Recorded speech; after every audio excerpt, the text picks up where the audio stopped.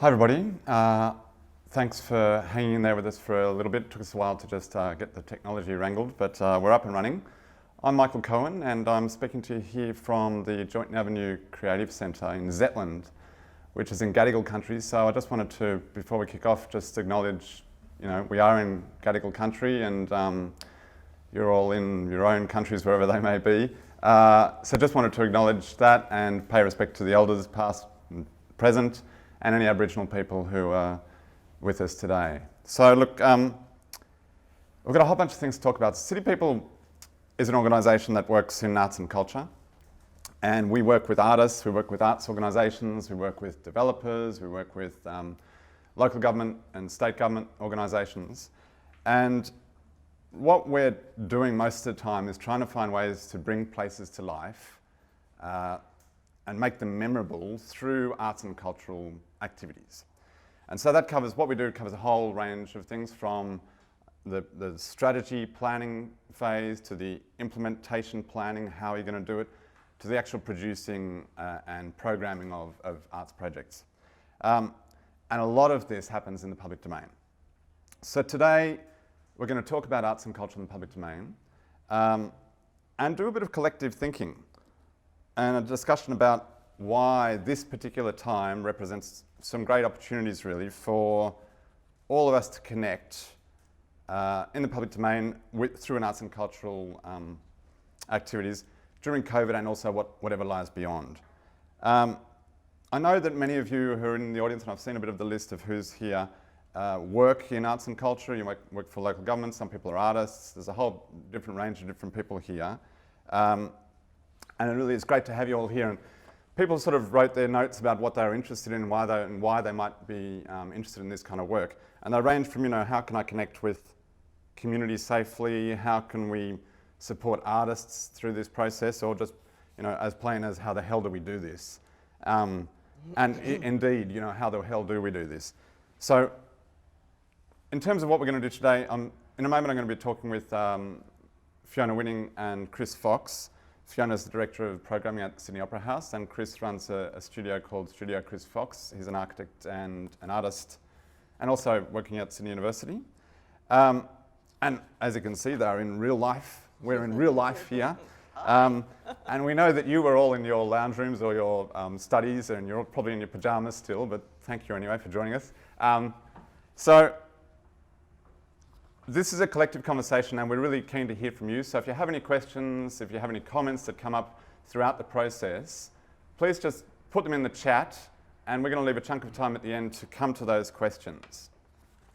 At the end of today, we'll also email out a bit of a summary insight report that covers some of the insights of today and also from the accelerator that we've run. So the accelerator. Okay, so what is the accelerator? So an accelerator, the way that we run them is it's an intensive laboratory environment, and we bring together a team of key participants and we work collaboratively on coming up with innovative arts and cultural solutions to projects. Typically we've run these for 10 to 12 days and they mostly tackle the goals of a very specific place. So we've run one in Wollongong City Council, for the council in terms of Wollongong City. We recently ran one for the West City Parklands. We've run them in the Rocks. We've run them all sorts of places. And really they're an innovative way to develop ideas over a sustained period that really focus. And so they're much more than people sitting down and getting a whole bunch of sticky notes and doing that for an hour. So look, we've got a bit of video that we're going to run and it'll give a bit of an insight into the accelerator that we ran in August. And the video runs for about 3 or 4 minutes. So have a quick look at this and then we'll come back. City People created the Accelerator because we're actually an organisation that's about placemaking in the public domain and in fact bringing people together in the public domain, and that's in fact one of the things that's diminished during the COVID crisis. And we thought that lots of important arts and cultural institutions and artists were grappling with how do they continue their practice or how do they enable practice. COVID-19 is a shared anxiety. And that's probably why it's so important to think about different ways to bring back arts, activities, and community-based events in our lives so that we can actually address that shared anxiety. As we move through any space, as we enjoy events, as we listen to music, as we watch film, we don't often stop to reflect on how essential those things are to our experience every day. You know, I think people are feeling really discombobulated and in many cases very anxious and lonely.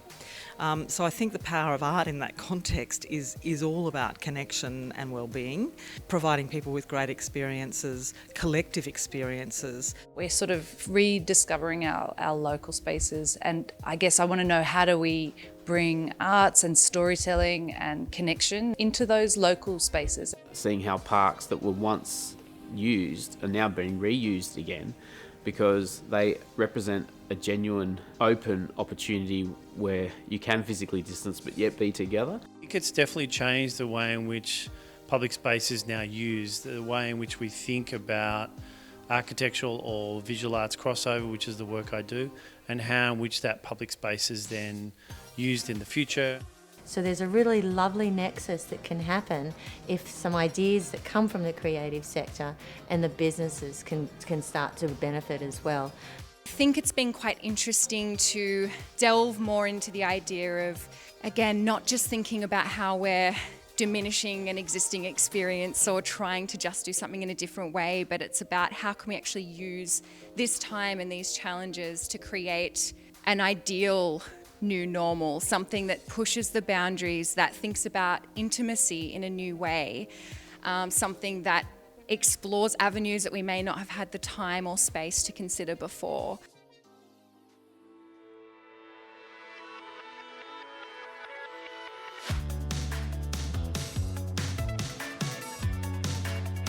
It's possibly going to be a great thing for dance and people being able to move and be outside, because we're not being able to do that at the moment. So everybody's really engaging in this digital sense right now, and so what's happening is our city streets are empty. So I think if we can really think about how we can collaborate with each other, work together to create work that may sit in a street with a very small number of people perhaps, or seated. Something that's come out of this accelerator has been that people want to meet in real life and want to experience each other and arts and culture in real life. So working out ways that we can do that. I'm kind of thinking through safety of audiences, quality of experience, and actually how we can bring people back together safely. Try and find positive solutions that we can't not just share with each other, but share more broadly with the community. It's really made clear how important arts and culture are, and how it's a vital part of the city, and how we all really need to get behind it. We really need everybody to come to the table to make sure that we're taking care of what it is to be part of a community. We're taking care of social connections that help us through all kinds of adversity. We just have to keep on going, and hopefully that we'll meet together under a mirror ball again soon. So that's a bit of a window into the context for the Accelerator, and thanks again to the terrific team of 8 participants. And also there was some specialists who came and participated in that, in the Accelerator. We call them provocateurs, and you might have seen a bit of Jean-Frédéric Levesque in there. He's the head of the COVID intelligence unit for New South Wales Health. So look, I guess a bit of a disclaimer here is that the Accelerator that we got to run was 2.5 days, and so obviously if we had more time, we could have developed things a bit further. But I guess just to say, this is the beginning of the conversation, and we've done a bit of an insights report which we can send out. We'll send a summary and then you can get the full report afterwards, and it's just open source. But really that is also just a bit of a stimulation to how we can keep this conversation alive. So you can see that our focus here is on the public domain. So the kinds of things that we're talking about when we talk about arts and culture in the public domain, they might be festivals, they might be temporary art installations, public art, they might be parades or protests or chess in the park. There's a whole range of things, as we know. These things all have a bit of an intrinsic value that is just not replaceable with an online digital solution, because they offer a collective experience, they offer a kind of random interaction. There's an anticipation when you're going to something like that about meeting up with your friends, and there's the actual meeting up with your friends and strangers. There's moving your body in strange ways. Some people call it dancing.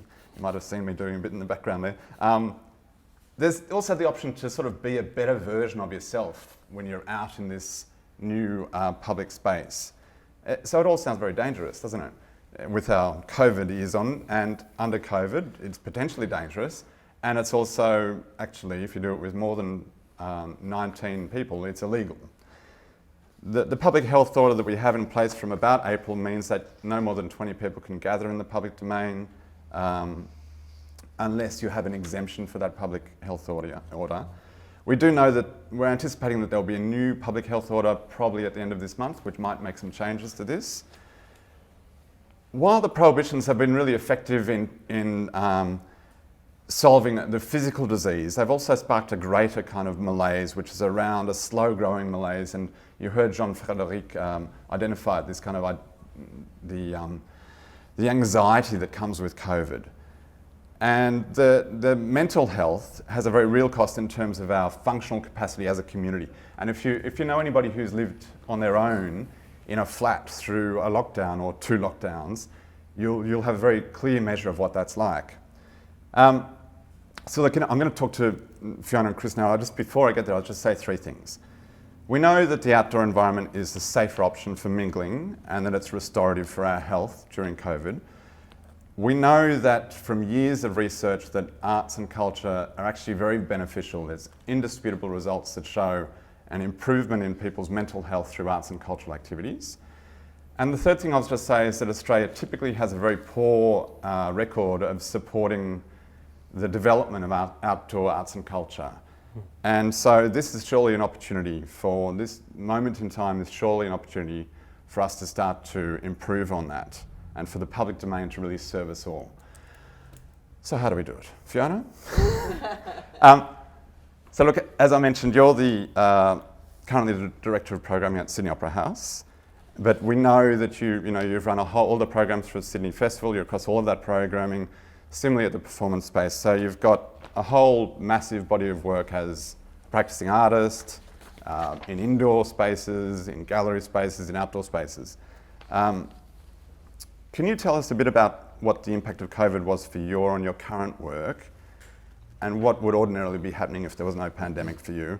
And now, given that's all happening, what are the priorities? So what are you trying to grapple with? Yeah, it's at the Opera House. What we would normally be doing right now is, 6 or 7 shows a night across all of the different venues at the Opera House, and programming into the future. So obviously with the Opera House closed, that's not possible. What we are doing instead is planning and making changes to those plans and making more changes to those plans as we scenario plan when we might open and what the regulations might be and how they might ease as we saw them kind of in the process of close down. Is it going to be parallel? So we're constantly kind of thinking about that, and particularly about the safety of our audiences and our artists and our crew and all of our team. So how are we going to do this safely when we do open? We're also running a digital program, so we are still programming, and for us that was a really important decision to turn the Joan Sutherland Theatre into a digital studio and be offering local artists work at the same time as connecting with our traditional and non-traditional audiences. So it's been really important in terms of offering all different kinds of work to our audiences, obviously in the digital domain. So it is a public domain, albeit digital, and that's been free, and it's been fantastic to do. I guess though, the big challenge for us is actually thinking about what is the future going to be. There is no snapback. So what is the snap forward? And we're looking at that from an artistic perspective, from an economic perspective, because the economics are going to change dramatically, and from a safety perspective and an audience experience perspective. So, I mean, you're in very different contexts actually, because Chris, the studio Chris Fox has just done this. I just opened actually, I think you opened it just before we did the Accelerator. Yeah. This fantastic new work, the Interchange Pavilion in South Everleigh. People will of course know you from the interloop work that you did for the Wynyard Station, that fantastic reconfiguration of the wooden escalators. So how has, I imagine it's impacted you very differently in your kind of work. How has COVID changed your work, and can you see an effect on the future in terms of how it will shape your priorities in your work? Yeah, thanks, Michael. I mean, I think the bulk of the work that I'm doing in the studio is in design construction and building construction industry. So that was quite a particular exemption at the first lockdown in Sydney particularly. We were able to continue, and that was a very strange part of the project where we're doing the project down at South Everleigh for the Interchange Pavilion, and we were really in the bulk of the construction on site. But the entire precinct shut down, and yet we were still able to continue in that mode of building construction. So that was a pretty strange occurrence in terms of how the crew was working and how we were able to try and keep that project continuing. I think there was a direct impact in terms of program. Obviously everything pushed out. We had particular materials coming from overseas, from Indonesia and Singapore, so that was delayed. We had border concerns in relation to crew coming from Brisbane that then had to quarantine or stay in Sydney for extended periods of time before they could go back, and so that was quite complicated. Principally, we were able to continue, but it just extended the project. I mean, I think the work I do in the studio is, at this stage, seemingly continuing. I think there's obviously going to be broader economic impacts in relation to commissioned public artwork and the way in which that is currently placed in relation to the contribution that private developers have to do, or if it's in the public domain for government, local, state, or ideally federal. There's a potential for that to be a more engaged involvement. So I think we, at this stage, are in a continuum, but I think the long game is quite at risk. I think there's a really big change that needs to happen. I mean, I think from the other side of what I do is teaching at University of Sydney. Seeing the impact on the tertiary sector for education has been insane, and I think trying to run the first year architecture program that I do in the first semester and that transitioning, I think seeing that sector have to be so agile and move so quickly, and now the subsequent impacts of that. I think we're seeing crossovers between all these different sectors, and I think they are all very much linked. Yeah, look, I think what's interesting in terms of the public domain area is, because as you've sort of flagged, there's a whole range of things that happen in the public domain. And when we're in the Accelerator, as you'll remember, we were looking at various different contexts. We were looking at the kind of the big gig festival. We were looking at the smaller kind of activation, everyday activation that might happen in a place like South Everleigh, and typically there might be a range of programming that happens there. Or we were also looking at what happens when things go hyper-local. And we're really tackling this idea of what is irreplaceable. I want to just go now to some of the meat of what we were talking about in the Accelerator, which was really, there were three areas that our conversations tended to cluster around. And there were things around arts practice and changes to arts practice. The second one was sort of changes to the public space, changes, how public domain is actually going to respond to this context. And also really looking at the nuts and bolts of economic and regulatory support and how we can, advocate for some change there. So Fiona, look, I just wanted to flag this, typically in the public domain, and some of the things you have on the forecourt or that you've done elsewhere, they do this. They try to bring audiences and artists and passers-by all together in this kind of free association, and they encourage ways for us to mix together. So that has to change. And in the Accelerator, we discuss a bunch of considerations around how arts practice itself has to change. It's not just about putting line markings out and keeping people within the lines. It's actually about how people make projects for that context. Can you pick some of the eyes out of what we discussed in the Accelerator and talk about a few of those potential changes?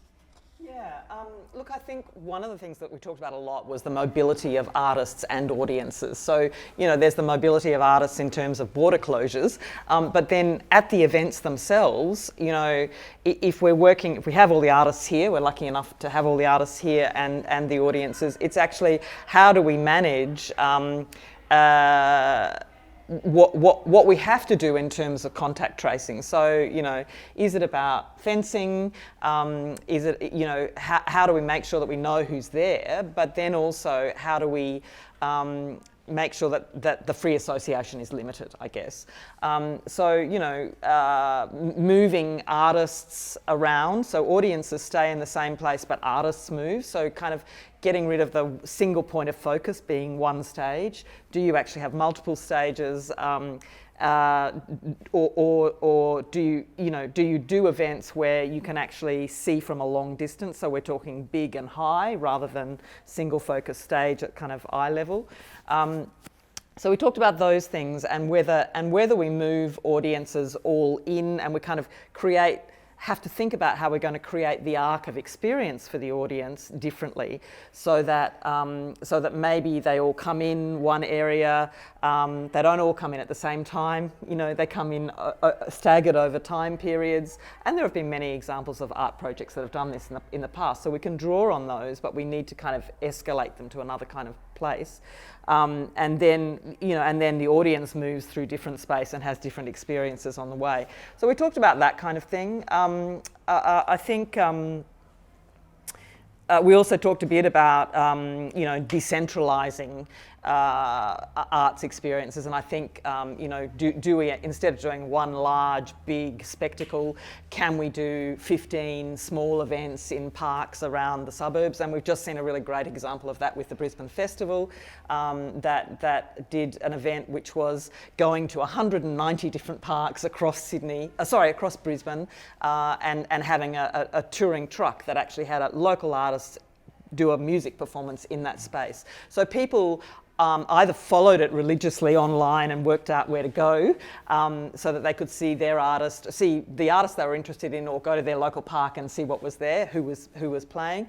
But also people actually encountered it. So I think they encountered it because they happened to be in the park with their kids. So I think that thinking about art products that are not necessarily about one destination is a kind of another way of thinking about it. I mean, I also think that I think that dance and circus and the art forms that are very specifically about intimacy of bodies are also really challenged in this space. And so how do people do that? And Emma Saunders, who was in our lab, actually, you saw in the video, looked at how do we actually get people moving and dancing in public safely. So there's all different kinds of things that were discussed, and yeah. I mean, it's interesting that thing about Emma, because one of the things she said at the end of the Accelerator, she was like, this has been great to be in the room with a whole bunch of programmers and producers and things, and a lot of the people in the room did have arts practice backgrounds, but were not necessarily doing that at the moment. Yeah. But she was like, we need this process for artists to be thinking about their practice specifically. And that's one of the things that I guess I mentioned at the top, that Australia doesn't and hasn't supported the outdoor arts and cultural sector very well traditionally. And if you look at the big festivals that happen, and you've run one of them, you've been involved in one of them, of course. So the big ticket sort of free events that happen at those festivals are largely from outside of this country, and they get a whole range of support. That won't be happening. So how do we ensure excellence is a question. And I guess I just wanted to flag the idea that, those places like, the UK or France or Scandinavia or the States, whatever, they have dedicated centres that actually foster the development. They broker between producers, they run residencies for artists, they work as an information network. There are models that can help with this, and so I guess this is an opportunity for us more broadly to be advocating for that. And I'll be very interested after, if people are interested in that idea, it'd be great to sort of rally some support around that. Look, I want to talk a bit about this idea of public space with you, Chris, because some of the work you do is in this, you were talking about South Everleigh. It's a public place, but it's a privately owned public place also. There is this kind of changing face of what we know as private spaces, and we know that the CBD is very empty, for example, at the moment. There are a lot of private public spaces that are quite empty. Do you think COVID represents a bit of an opportunity for rethinking the public domain, what we consider as a public domain? Yeah, I mean, I think there's always this slippage between public and private, and I think there's the work that I do, and the South Everleigh one you mentioned is quite interesting. It's a Mirvac site, so it's actually a private land, but then it's public domain. So even the roads are sort of private, and then it connects into the local government. So City of Sydney, there is overlay in terms of City of Sydney management and public art strategy. So there's involvement with carriage works and a pretty involved understanding of that public domain. But I think in the end, it's a real opportunity for private development, and particularly now in this time that government obviously needs to take the first step, and there's intention there. I think there's discussion that we're seeing in Melbourne particularly. State government is talking about the way in which the public domain and all the streets around the CBD of Melbourne are really going to be turned over to all the food and beverage along the main areas to allow for that COVID-safe dining. So there's an intention there, but I think it needs to go further, and we're seeing it here in the city. There's temporary bike lanes, and so I think there's a climate now where people are seeing the importance of it. The CBD, as you mentioned, is principally dead. It's just there is really hardly any activity there. There's obviously no commercial capacity in terms of all the offices, but we're seeing the impact in terms of the city streets. So I think there really needs to be a potential where state and then local government need to think about a governance around the way in which we're thinking about our roads, our lanes, our parks. But I think the interesting part, which goes to your question, is there's also pockets of private land which are either potentially in transition for development, but more importantly moving into development, or even with an existing use which is now becoming redundant. How can that space become more activated for the city? How can that be a potential for people to still have connectedness? We need more space. Principally this notion around 1.5 metres and the 20-person maximum principally determines that we need much more space to do anything. To have points of connectedness, we then need to rethink the way we use our city. And I think the private sector has a really important role to play, and perhaps they're the quickest to be able to act as well. We see an intention with government, but I think the private sector has a potential to really offer up a part of their space to run a festival. It could be an initiative that is set up to have arts and culture on a sort of a monthly basis in their site.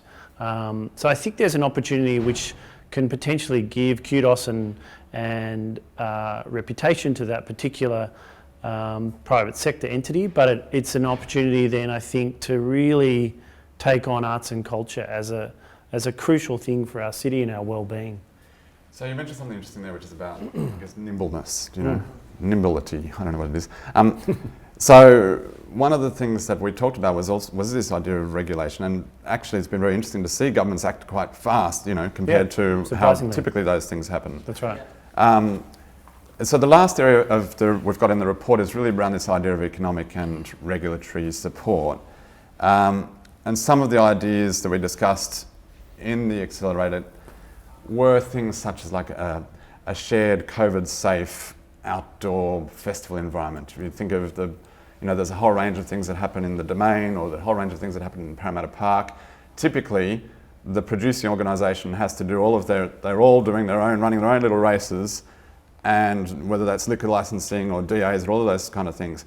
You put the COVID lens over the top of that and you've got a very complex, almost unworkable thing going on. So I guess, Fiona, I have a question for you around what do you think needs to be considered when we start to think about collaborative models that might help with this kind of new context that we're in? Yeah, look, I think there needs to be lots more collaboration between what we currently kind of think of as the subsidised sector and the commercial sector.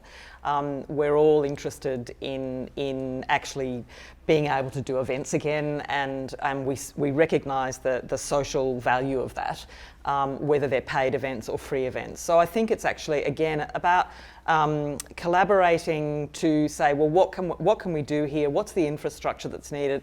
Who's going to help pay for it? Because the economy is completely shifted. So if we think about the fact that, you know, one space normally fits 20,000 people, well, maybe now with social distancing it fits 4,000 or maybe 10,000. So that's half the, you know, if we're lucky, that's half the number of audience.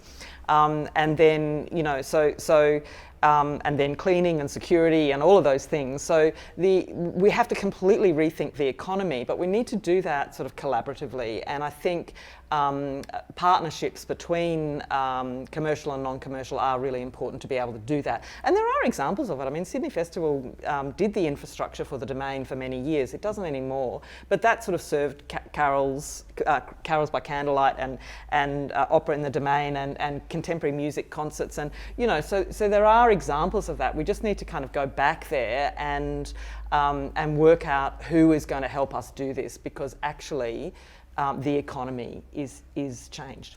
Yeah, and as you flagged before when we were talking about art forms changing, the expectations of everybody is changing, whether that's audiences or sponsors or any of those. All the metrics are all different now. We need to really rethink what is the value, who's valuing it, and why is it important, and who's going to help pay for it. You mentioned a highly legal activity a moment ago, which is carols by candlelight, which is singing in public. Of course, lots of people singing in public which is now 5 metres. We now have to be 5 metres from each other in order to if we were singing, we won't promise not to break out. But I think that, you know, what happens typically is that most local government areas will have a budget for carols by candlelight, Australia Day, Anzac Day, that New Year's Eve, you know. And I think it's interesting because a lot of the people who are listening today and watching are from local government areas, and people are sitting there with these budgets for a carols by candlelight budget going, my God. So Chris, I have a provocation for you in thinking, okay, what we talked about is advocating that those budgets don't get absorbed into general revenue, and that we find other interesting, safe, COVID-safe ways to work with those budgets. Just off the top of your head, can you think of a complete reconfiguration of carols by candlelight in a COVID-safe way that, I guess, perhaps, thinking about objects in space, this is what you're doing, isn't it? You think about architecture and space and things. Yeah. You don't have to, of course, break one down, but it's a conversation we'd like to continue. Can you give us a few jams on that kind of perspective? Yeah, I mean, I think, I don't know if carols by candlelight is front of mind, but in terms of a spatial problem, but perhaps it's coming from the Accelerator. We talked a lot about events, and I think, and maybe that goes, maybe the idea of carols is slightly different because it's more complicated with the singing, but I think the event system, if it's not decentralised, which what Fiona talked about, which I think was really interesting about the Brisbane Festival model, which was really interesting. There was sort of these over 100 different venues.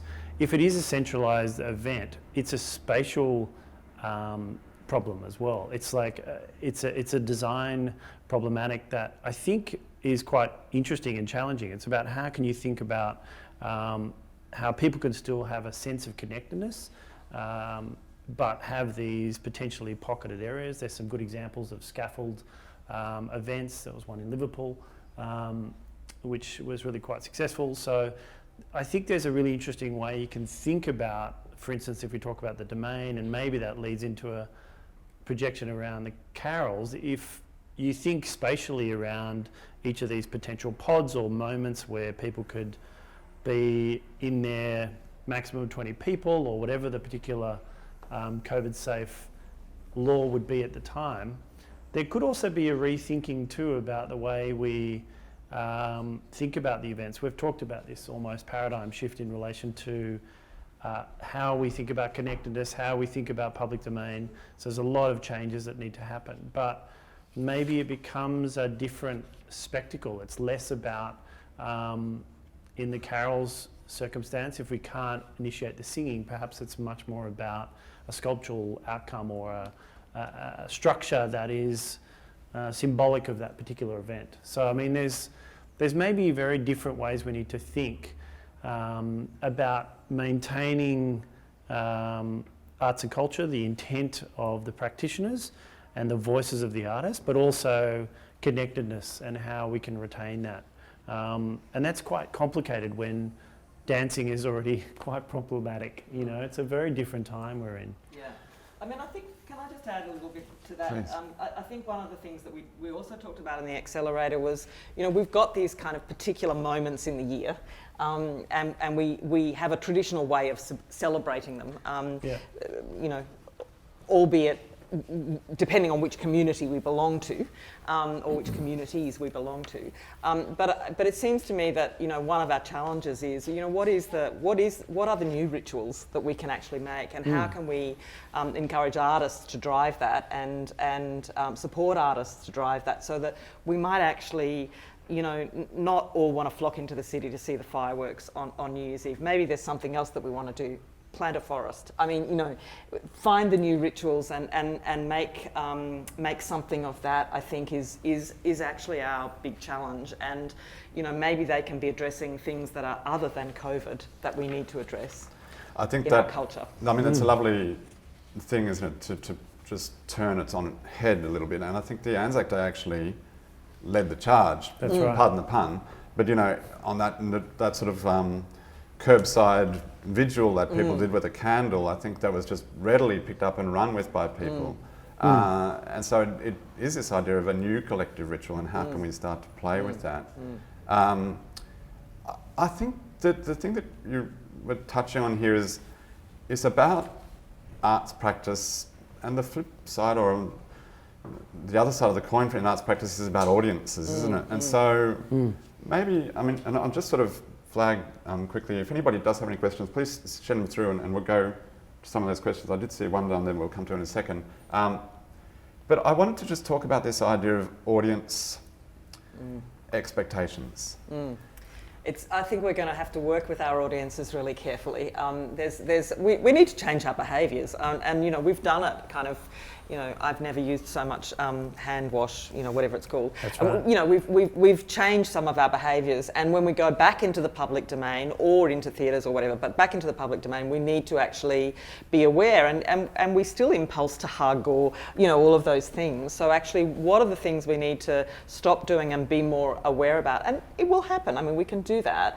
But then in terms of the consumption of culture, or the participation in culture, I think, you know, we do need to work with our audiences about different expectations. And I was looking at, there was a story in yesterday's paper about a theatre in Madrid. So it was an indoor space, but it was a theatre in Madrid, and they weren't socially distanced, and the audience actually stood up and said no.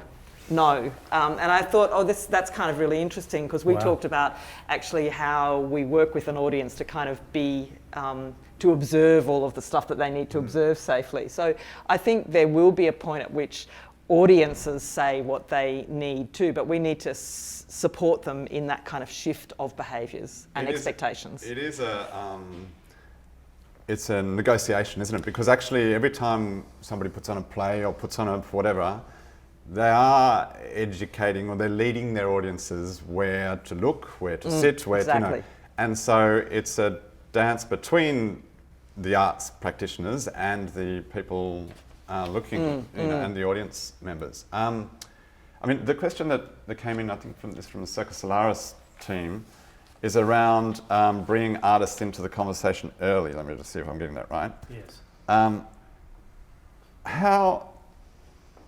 Yeah, so it's not just about, the question is here, we're always thinking on our feet and developing ideas with the next gig in mind. Can we bring artists in early and into the mix and not just producers? And so, and they also sort of this idea of being given an opportunity to develop works further can start to produce a different culture in the public domain.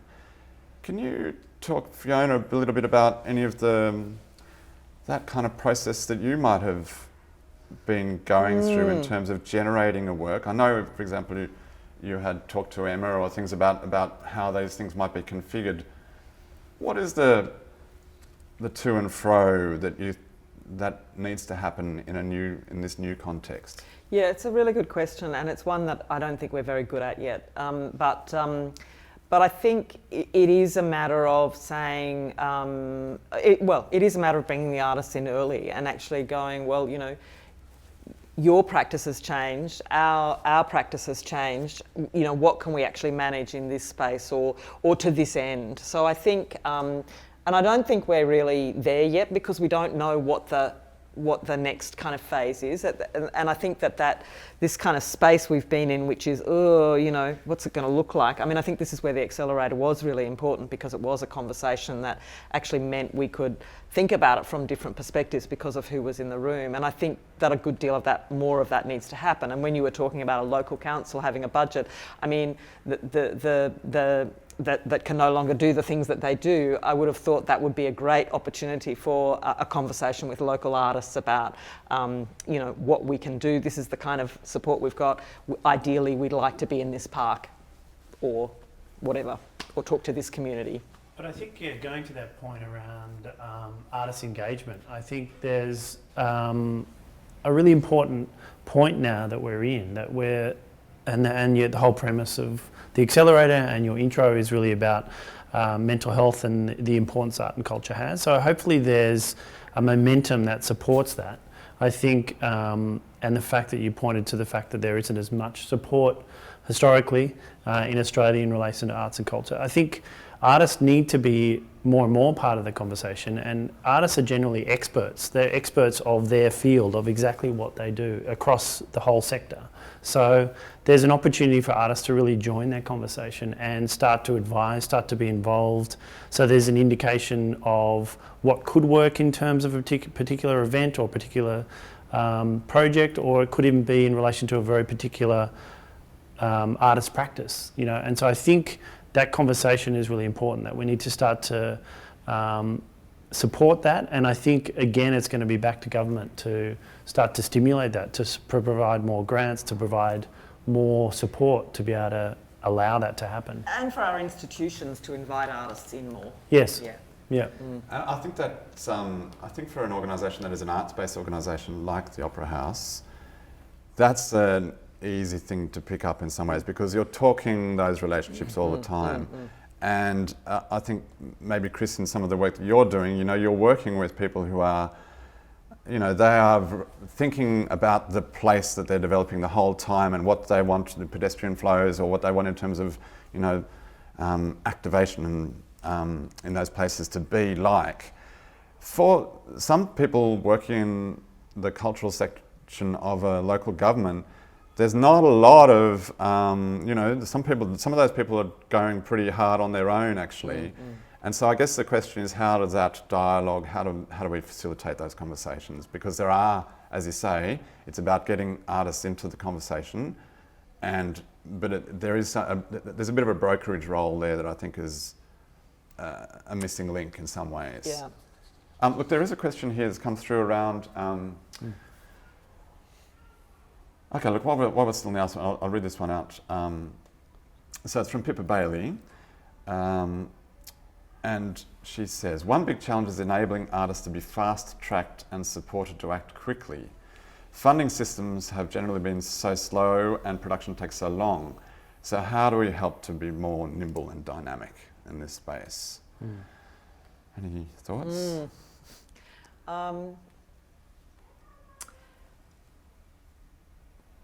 Well, I think there was points you made in terms of precedents in Europe, particularly Northern Europe. There's excellent precedents in relation to bodies that are set up particularly in relation to public events, public festivals, and that then advises the way in which we think about public space. And that's happened historically, and now I think has a really active role in this current climate. So I think there's direct action that needs to be taken, like we've talked about in terms of government, but yes, big cultural institutions as well.